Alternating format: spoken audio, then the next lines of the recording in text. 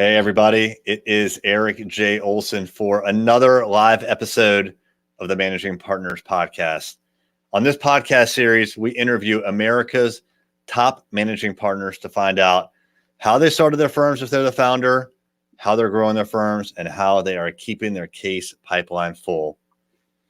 Today, I have with me from Pennsylvania, Jim Ruggiero. Did I get it? You got it. Good afternoon. We had to practice that last name.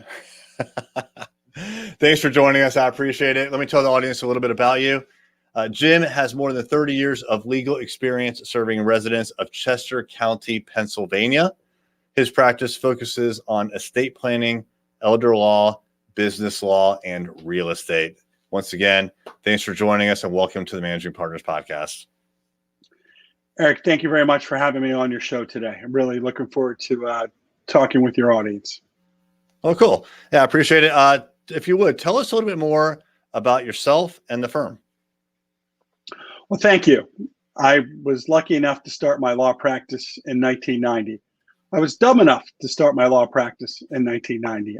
I had just graduated from law school, single, not married yet, so I thought I'd give it a whirl. And now I have the luxury of looking back and saying, wow, I had a good idea 31 years ago. And I'm blessed, truly, because I get to work for myself. And I had two grandfathers who worked for themselves. So I consider myself an entrepreneur who practices law, who's got a business that provides legal services to the public. And our firm is family owned and operated. I have had my children work in the firm before they went off to college, and my wife has worked with me for the last decade. So it's small law with a small L. It's not big law that you see on TV. We work with, the people next door.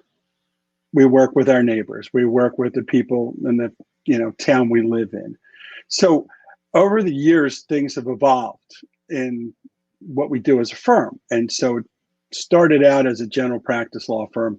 Today, my focus and concentration is on estate planning.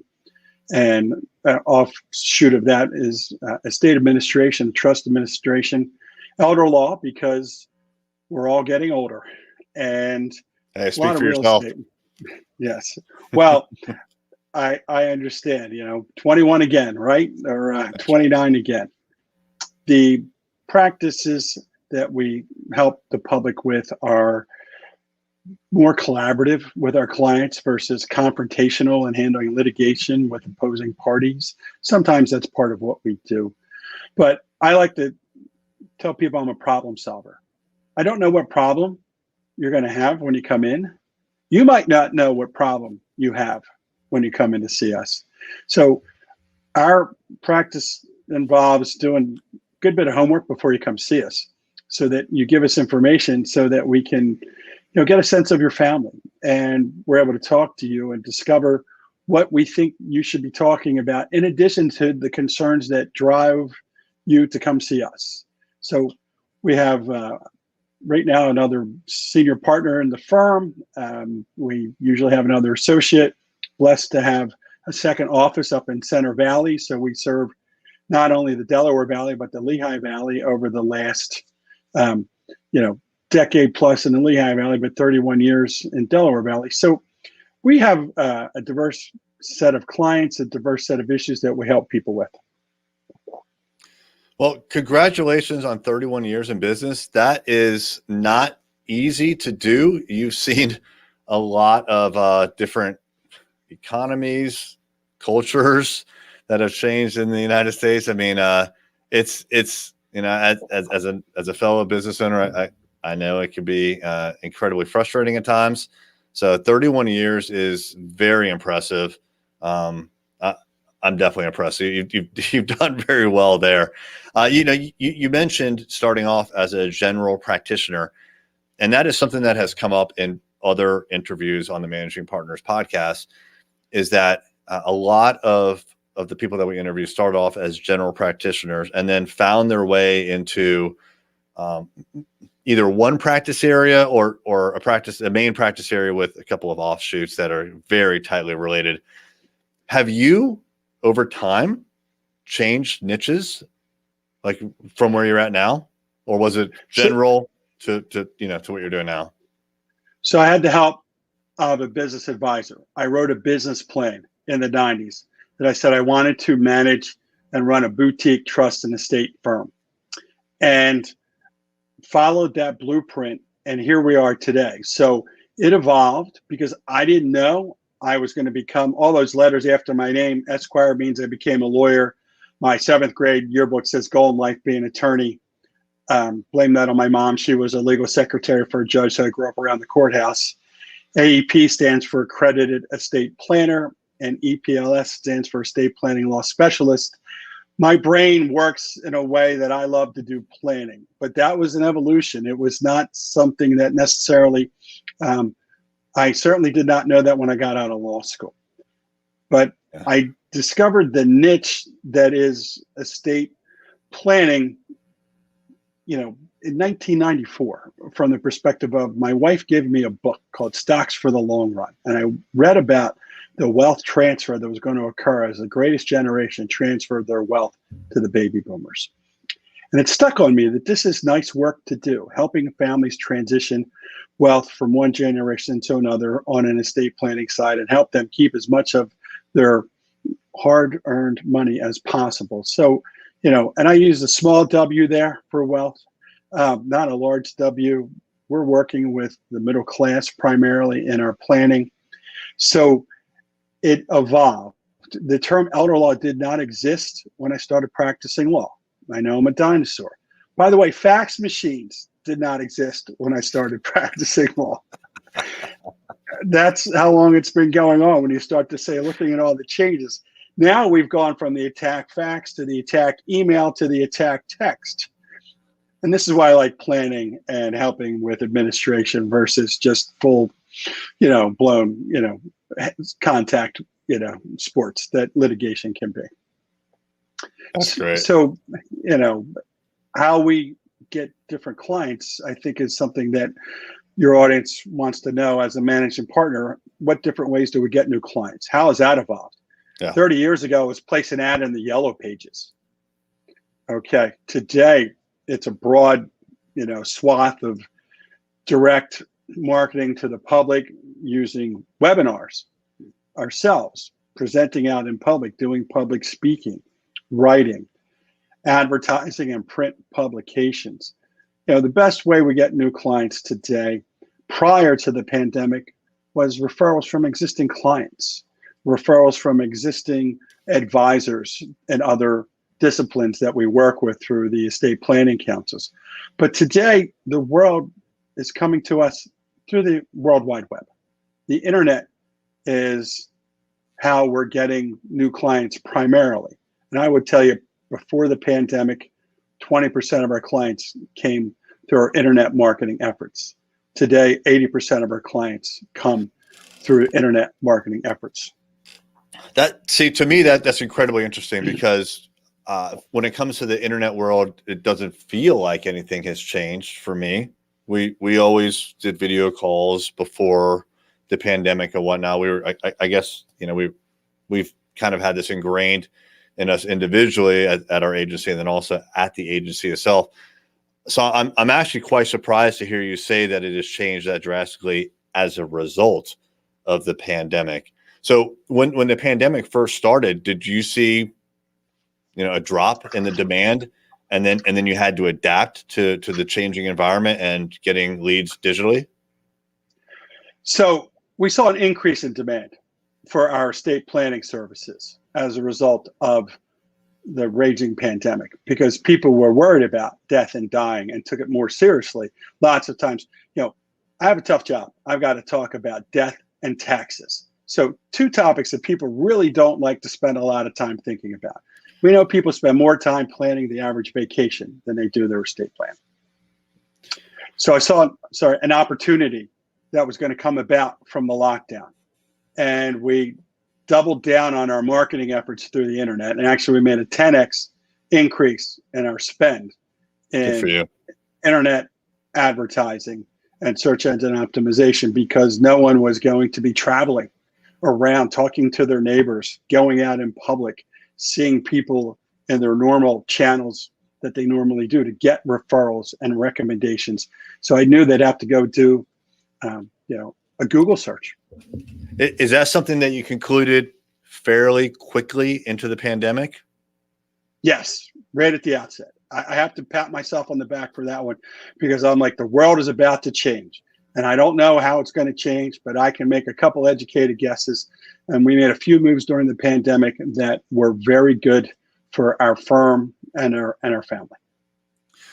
That is that's incredible that you saw that coming, because it took the rest of the world many, many months to figure out what they were going to do, never mind actually do it. So the fact that you saw it, analyze it, and responded very quickly, that's incredible. And like, I'm sure that's not the first time that you've done something like that. That's why firms stay in business for 31 plus years, right? Because you took quick action and you saw the opportunity.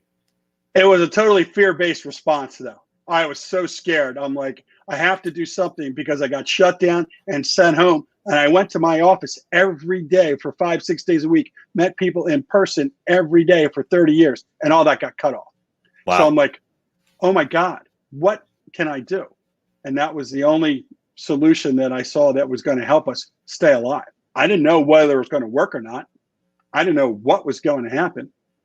And I have to tell you that the results far exceeded my wildest dreams. We were able to stay open, grow, add staff, and position ourselves for the future. Are things changing back to the old normal when it comes to in-person events, referrals, things like that? So things are changing back to normal with regards to in-person events. We are a relationship business, so people want to sit in a meeting room face-to-face. And so I feel better that I'm back face-to-face with my clients. But we're still doing now video calls. As we learned, we can do a lot of work through video. And, some of it is more beneficial, in my opinion. So things that we changed aren't necessarily changing back, and that's a good thing. We're doing a lot more things digitally than we would using the US mail, as an example.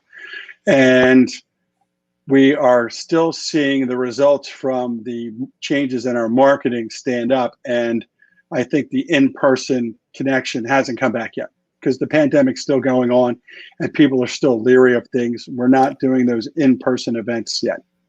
Yeah. Wow. Well, congratulations on seeing that. If there was one thing that you could change about your marketing, let me restate it actually. What is one thing that is working well for you right now, and what is one thing that has not worked well that you stopped doing? Like you said before, the yellow pages stopped working, but that was probably many years ago. How about something more recent, something that didn't work that you stopped doing, and then something that is working very well for you right now? So I will tell you that using a chat feature in the nature of what we do has not worked very well. That we really can't use an automated chat feature that a lot of businesses try and provide.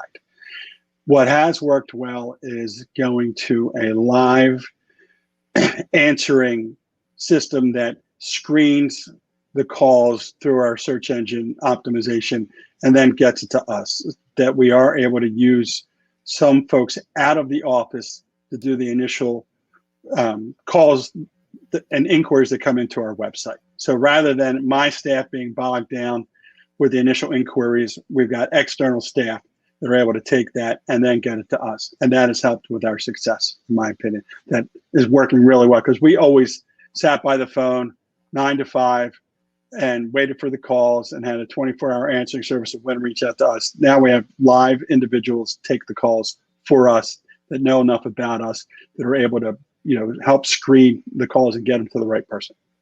What kind of screening are you doing? This is qualifying potential clients, right? So yes, we are, questioning them about the area of law that they're calling about. We're getting into details about the geography. Where are they calling from? What I will tell you, what has changed since the pandemic is we get calls from all over the United States for local problems in the Delaware Valley and the Lehigh Valley, where before we would have local calls with regards to local problems. So I've got clients from France. I've got clients, in all different states. I've got people that reach out because of the World Wide Web. They can, locate us from anywhere in the world. So, we have to make sure it's the right practice here, because we don't do, general civil litigation. We're not handling criminal defense work. We don't handle random things. I like to say I'm a recovering litigator. It only happens in orphans court. I'm staying out of the courthouse, and the courthouses were shut down. My friends who were the litigators really were hurt hard with the pandemic. Definitely. Yeah. So when someone calls in or they submit a form for you, at some point, it gets to you or your staff, and there's a prospective client that you start interacting with. But there's usually this period of time between then and when they become a client and you start working with them. What are you using to track those prospective clients? Like, what tools in particular are you using? So we have a CRM called Daylight, which is Mac based. So perhaps it's equivalent to Salesforce and Clio for lawyers. But when the call comes in, we get an email. Then our director of marketing reaches out and will set up a call with the prospective client. And it'll either be an initial 15-minute call, or it'll be a lengthy initial consultation. So depending on the nature of it, we'll know how much time to calendar for that. And from there, we open up an electronic file in Daylight. We create a prospect file. And so it tracks the client, potential issue, the time they called, when the next call up is, and when we have that phone call or that video conference or that in-person meeting, then we've either won the opportunity or lost the opportunity. And we track the wins and the losses. And I hate to lose. So from there, we go on, assuming we've won the opportunity. Then it gets, the physical file gets opened, and engagement letters created and shipped out electronically. And we used to send them all out by the US mail. We don't. So our onboarding time has been narrowed greatly due to the internet and technology, where we realized that we can have initial consults over the internet. And then that next day, within 24 hours, we can get out an engagement letter and an invoice to a client where they can go to our website and pay electronically by check or credit card. That never happened pre-internet. For 30 years, we only took checks because I didn't like to pay 3% to Mr. Visa and, right. And Mrs. MasterCard. But at the end of the day, you just have to, capitulate to the system, as the world is all cloud-based today. Yeah, so, we were talking about that a little before we started to record. Without the internet, you can't do a whole lot with these computers anymore, can you? No, we cannot. So that's why having people go to our website at www.payolaylaw.com is so important, so they can get that information and how to reach us electronically through our form on our website, or call us directly. And we love to talk to people. The best way for me to connect with a viewer is to have them contact our office by phone and set up a call by a video or phone with Jim, or an in-person meeting, because at the end of the day, you've got to meet me. You've got to decide I like Jim, and we've got to decide we can have a good relationship together, because it's about working together with our clients. So there's a trust factor that is gigantic. And, people hire lawyers because they want them to do a good job, but they have to tell them, confidential information. And it's hard to, break the ice sometimes. But once it's there, I've got clients for 31 years today. I'm proud to say that we like to keep our relationships going for a long time. That's really impressive. Well, congratulations on 31 years in business. And thank you for being our guest. All right, everybody, if you would like to check out more episodes like this, you can see our entire backlog of about 150 episodes at this point at arraylaw.com/podcast. And if you are a managing partner looking to improve your digital marketing, that's what my company, Array Digital, does. You can find out more about our website, SEO, online advertising, and social media services at arraylaw.com. Jim, appreciate it. Thank you for your time today. Appreciate it as well. And everyone can check us out on the web or use their cell phone to actually make a phone call, 610-889-0288 as our main number. Have a great day, everybody.